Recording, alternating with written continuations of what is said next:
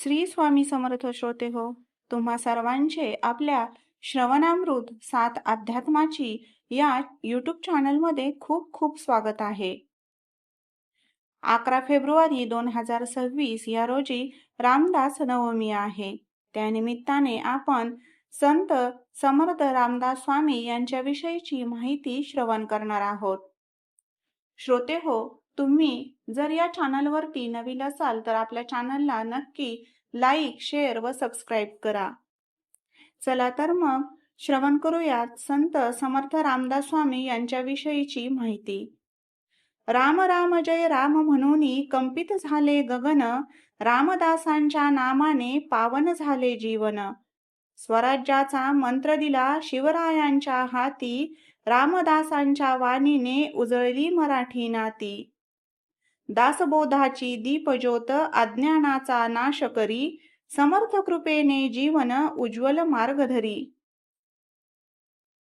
समर्थ रामदास स्वामी हे 1608 ते 1682 या कालखंडामधील महाराष्ट्रातील एक थोर संत, कवी आणि छत्रपती शिवाजी महाराजांचे आध्यात्मिक गुरु होते. समर्थ रामदास स्वामी यांचा जन्म हा 1608 मध्ये जालना जिल्ह्यातील जांब या गावी चैत्र शुद्ध नवमीला म्हणजेच रामनवमीच्या दिवशी सूर्याजीपंत ठोसर व रानूबाई ठोसर यांच्या पोटी झाला होता. ते बालपणापासूनच अत्यंत वेगळे आणि भगवत भक्त होते.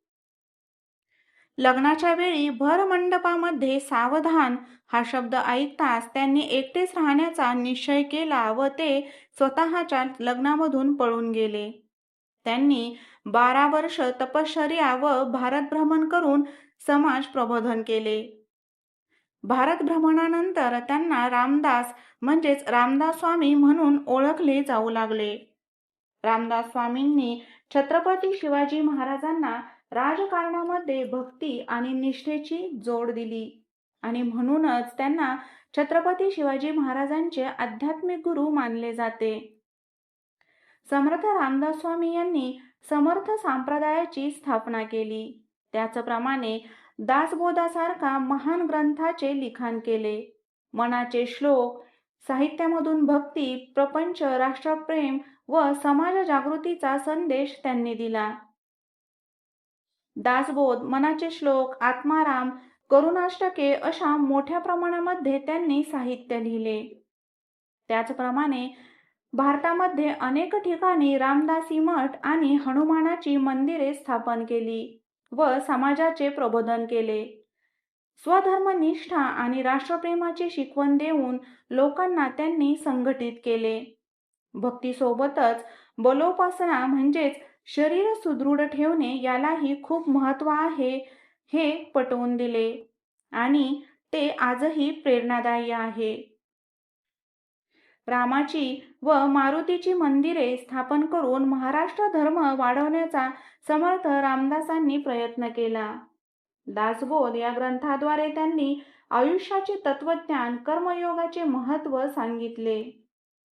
त्याचप्रमाणे शिष्य परिवाराविषयी सांगायचे झाल्यास त्यांनी समाजामधील विविध स्तरामधील लोक तसेच अनेक गुप्त शिष्य बनवून समर्थ संप्रदायाचा प्रसार केला. त्यांचे जय जय रघुवीर समर्थ हे वचन प्रसिद्ध आहे. समर्थ रामदास स्वामी यांनी त्या काळी 1100 मठ व सुमारे 1400 तरुण मुलांना समर्थ संप्रदायाची दीक्षा दिली. सातारा जिल्ह्यामधील सज्जनगडावरती बरेच काळ त्यांचे वास्तव्य राहिले. अंतिम 5 दिवसांमध्ये समर्थ रामदास स्वामी यांनी अन्नपाणी वर्ज केले. त्याच काळामध्ये सज्जनगडावर तंजावर येथून श्रीराम पंचायताच्या मूर्ती आल्या. समर्थांनी स्वहस्ते त्यांचे पूजन केले. त्यानंतर पूर्णपणे एकांतवास स्वीकारला. त्यावेळी त्यांच्याजवळ फक्त उद्धव स्वामी व अक्काबाई हे होते. अंतिम दिनी समर्थ स्वामी पद्मासन घालून उत्तराभिमुख बसले होते. 3 वेळा जय जय रघुवीर समर्थ म्हणून त्यांनी आपला स्वतःचा आत्मा पंचतत्वामध्ये विलीन केला. समर्थ महाराजांनी पूर्वसूचना देऊन माघवद्य नवमी शके 1603 सन 1681 रोजी देह ठेवला. हीच दासनवमी होय. या निमित्ताने सज्जनगड सातारा येथे मोठा उत्सव साजरा केला जातो. जय जय रघुवीर समर्थ समर्थ महाराजांची आठवण म्हणून याचा जाप केला जातो. अशा प्रकारे समर्थ रामदास स्वामींनी दिलेली शिकवण ही संपूर्ण समाजाला आजही प्रेरणादायी आहे.